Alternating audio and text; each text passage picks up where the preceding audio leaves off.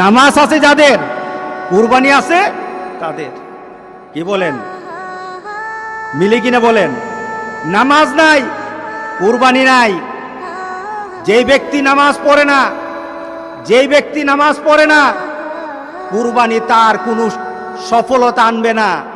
কুরবানি তার জন্য সফলতা বয়ে আনবে না। নামাজ নাই, কুরবানি হবে না তার। নামাজ ছাড়া কুরবানি হবে না, এটাই ধারাবাহিকতা।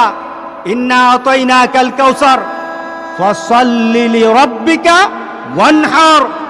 নামাজ আগে, কুরবানি পরে। আর আমাদের সমাজে এমন মানুষ আছে নামাজ পড়ে না, কিন্তু লক্ষ লক্ষ টাকা দামের কুরবানি ছাড়ে না। এমন আছে কিনা বলেন? তার মানে কি? সে দিন বুঝে না, সে ইসলাম বুঝে না, সে মুহাম্মদ সাল্লাল্লাহু আলাইহি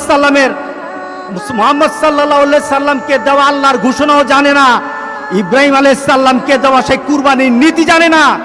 এই কুরবানি তার জন্য কোনো সফলতা বয়ে আনবে না।